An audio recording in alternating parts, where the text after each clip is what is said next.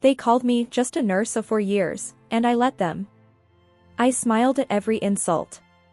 Stayed quiet through every family dinner. Pretended it didn't sting when my own parents introduced me like I had chosen the lesser path, like I had settled.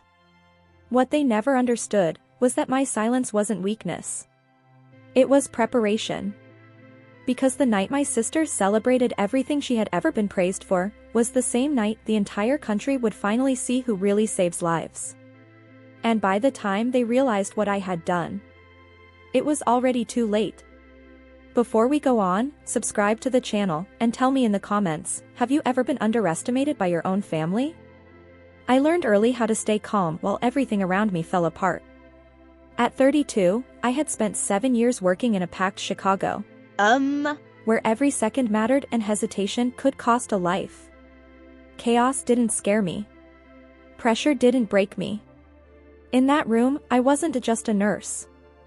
I was the one people trusted when things went wrong. I remembered faces, details, patterns. I noticed things others missed. And most importantly, I stayed. Stayed when patients screamed. Stayed when families cried. Stayed when doctors hesitated. Because I knew something they didn't. Saving a life isn't about titles. It's about presence. But outside those hospital walls, none of that seemed to matter. Because no matter how many lives I helped save, to my family, I was still the one who didn't make it far enough. And that was about to be tested again, sooner than I expected. My family didn't just value success, they defined it. My father, Dr. Richard Carter, was a respected cardiologist. My mother, Dr. Helen Carter, built her reputation in internal medicine. And my older sister, Victoria, she was everything they ever wanted, brilliant, precise, a rising star in surgery. And then there was me. At every gathering, it was the same quiet comparison dressed as conversation. Victoria just led another complex procedure. Victoria's being considered for a leadership position. And when it came to me, Elena works at the hospital too, she's a nurse. That pause always followed. Subtle. Heavy. Intentional. Victoria never had to say anything cruel directly. Her confidence did it for her. The way she smiled, like she had already won a competition I didn't even know I was part of. I wasn't ignored. I was minimized. And the worst part? They truly believed they were being fair. But that illusion was about to crack, in a way none of them saw coming. It never started with something obvious. No shouting. No open cruelty. Just small things that didn't seem worth reacting to. Like my birthday. That year, I had just come off a brutal 14-hour shift. I didn't expect anything big. Just dinner. Just time together. I even made the reservation myself. But an hour before, my mother called. Elena, sweetheart, we'll have to reschedule. Victoria had a last-minute opportunity to assist in a surgery. It's important. Of course it was. I said I understood. I always did. I sat alone at that table anyway. Watched families celebrate around me while my phone stayed silent. Later that night, I saw the photos. Not from the hospital, but from a restaurant. Victoria, smiling. My parents beside her. A spontaneous celebration after her big day. They hadn't forgotten. They had chosen. And for the first time, something inside me didn't just hurt. It started paying attention. The worst part wasn't what they did in private. It was when they stopped hiding it. At a hospital charity gala, I stood beside my family, wearing the same calm smile I had perfected over the years. Colleagues from every department were there. Nurses, residents, surgeons, people who actually knew what I did every day. One of them approached us. Elena is incredible in the he said. We trust her with everything. Before I could respond, my father laughed softly. Well, nurses are important support, he said. But surgery, that's where real decisions happen. Victoria didn't interrupt. She just took a sip of her drink, watching. The conversation shifted instantly. Eyes moved away from me. The moment was gone. I stood there, invisible again, but this time, surrounded by people who had just seen it happen. And in that silence, something changed. Because for the first time, I didn't feel embarrassed. I felt done. But I didn't react. Not yet. A week later, the invitation arrived. A national recognition for excellence in emergency nursing. Not a small internal award, something real. Competitive. Respected. The kind of thing people in my field spent years working toward. I stared at it for a long time before telling anyone. When I finally did, we were at dinner. Victoria was already talking about an upcoming surgical milestone. My parents were listening like it was a live broadcast. I was nominated for an award, I said, carefully. My mother smiled politely. That's nice, Elena. Nice. My father didn't even look up. Those recognitions are good for morale. Victoria tilted her head. Is it one of those participation things, or? I didn't answer. I just placed the invitation on the table. No one picked it up. The conversation moved on within seconds, as if I had said nothing at all. And right there, in the middle of that dinner, I understood something clearly. They weren't waiting to see me succeed. They had already decided I wouldn't. And that's when I stopped needing them to notice. That night, I didn't cry. I sat in my apartment, still in my scrubs, staring at the invitation on my kitchen counter. For years, I had measured myself through their reactions, their approval, their silence, their absence. And now, for the first time, there was nothing. No anger. No sadness. Just a quiet, unfamiliar clarity. I replayed every moment, every dismissed achievement, every comparison, every time I had made myself smaller just to fit into a space they never intended to give me. I'm not invisible, I whispered. I've just been looking in the wrong place. The realization didn't feel empowering. It felt final. Because once you see the truth clearly, you can't unsee it. And something inside me shifted. Not loudly. Not dramatically. But permanently. I stopped reaching for them that night. They didn't notice. And that was exactly why what I was about to do next would change everything. I didn't confront them. I didn't argue, didn't demand respect, didn't try to explain how much it hurt. I had done that before, in softer ways, quieter ways. It never changed anything. So this time, I chose something different. I chose strategy. If they only valued visibility, then I would stop asking for it, and start controlling it. I confirmed my attendance at the awards ceremony the next morning. The event would be covered nationally. Interviews, live segments, press.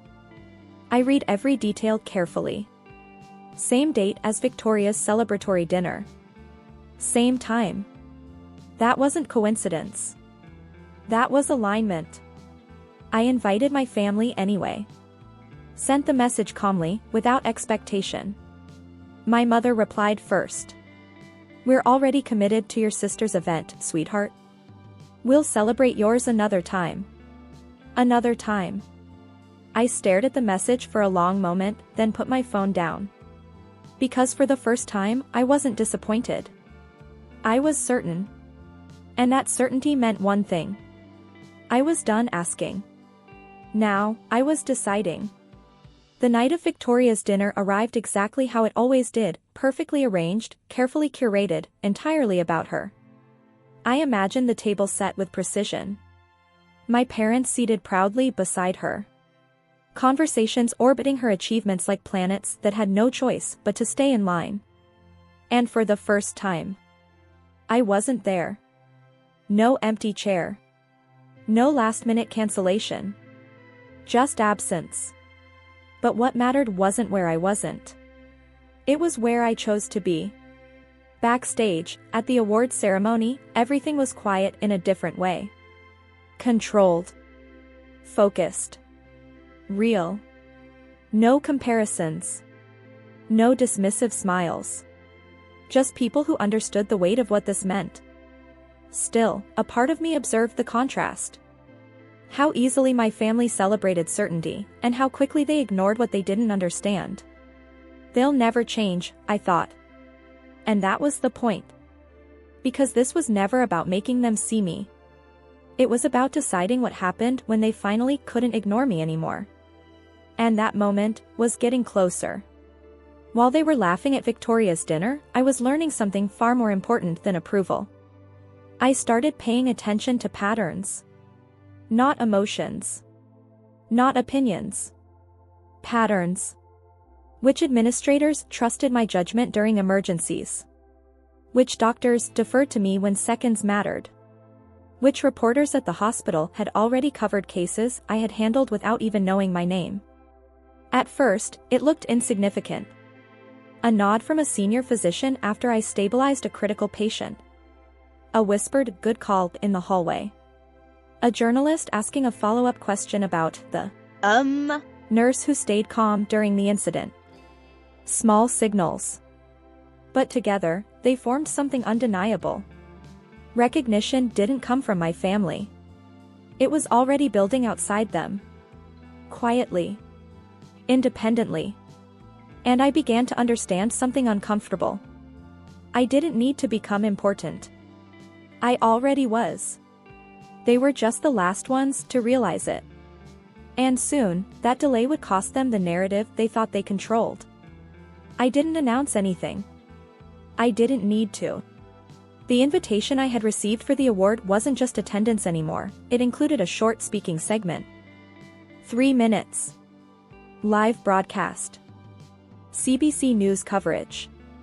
I agreed without hesitation. But I didn't tell my family. Instead, I prepared. I reviewed every case I had been involved in that could be publicly discussed. I organized timelines. Verified details. Cross-checked with hospital records. Everything had to be precise, because truth only works when it's undeniable. At the hospital, I noticed something subtle changing. People started treating me differently when they thought I wasn't listening. Conversations stopped when I entered rooms. My name came up more often.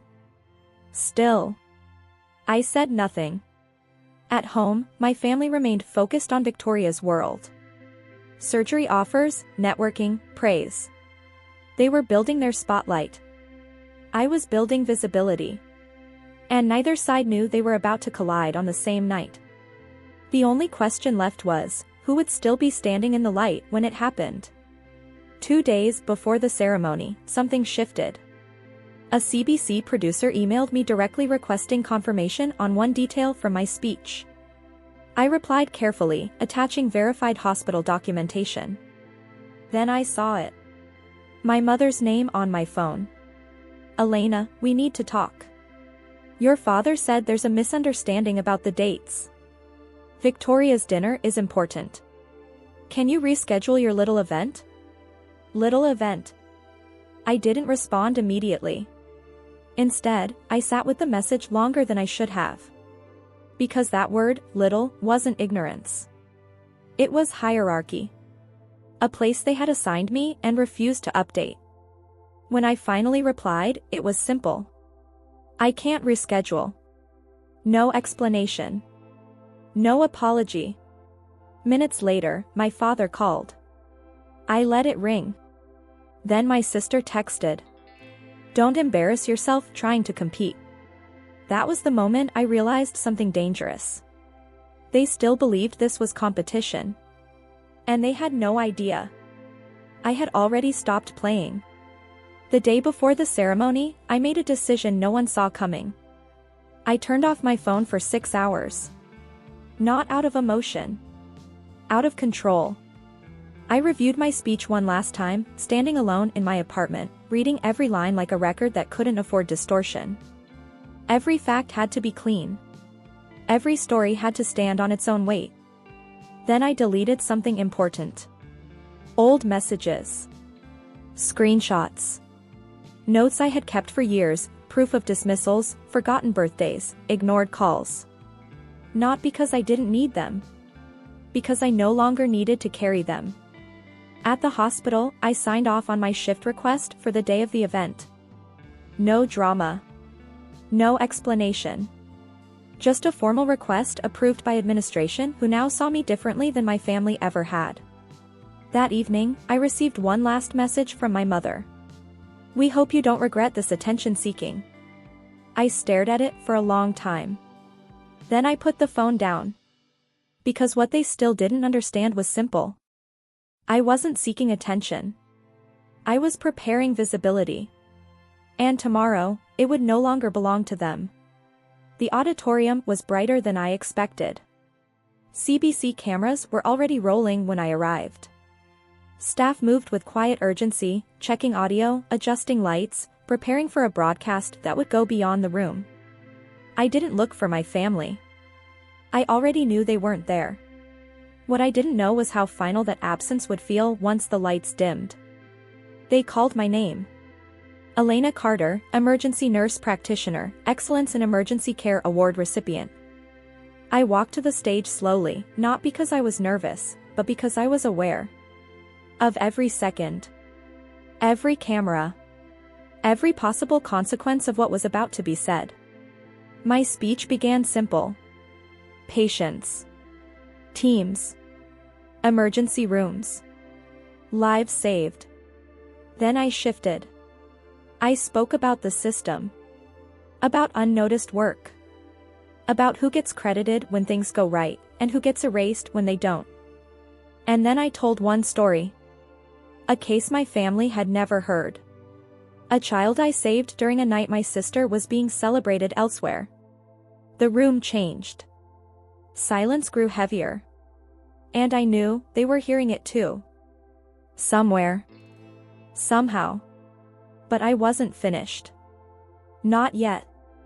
I didn't see my family's faces when it happened. But I know exactly where they were. Victoria's dinner. The one they chose over me.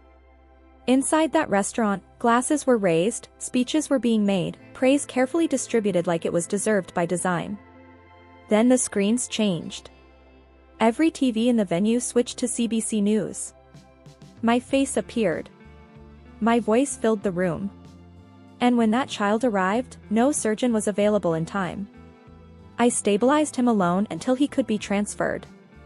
No cameras were there. No recognition followed. But he lived. A server dropped a tray. Someone at the bar pointed at the screen. That's Liv. Then came the award announcement. Then my name again. Then silence. At Victoria's table, I imagine the moment it broke. My father realizing too late. My mother going still. My sister watching the spotlight she lived for shift somewhere she couldn't control. And I kept speaking. Not for them. For the first time, without them. The broadcast ended, but the impact didn't. By the time I stepped off the stage, my phone was already flooding. CBC had clipped my speech. The story was everywhere, news sites, social media, medical forums. Nurse saves child alone was trending within hours. And my family? They finally appeared. Not at the event. Not in pride. But outside, waiting. My father was the first to speak, voice low. "Why didn't you tell us it was this big?" I looked at him for a long second. "I did," I said. "You just didn't listen when I didn't wear a scalpel." My mother tried to reach for me. "We didn't mean." "You did," I interrupted, calm. "Every time you called it small. Every time you forgot me. Every time Victoria mattered more simply because she fit your idea of success." Silence. Victoria finally spoke, sharp and defensive. "You did this on purpose. You turned it into a show." I nodded once.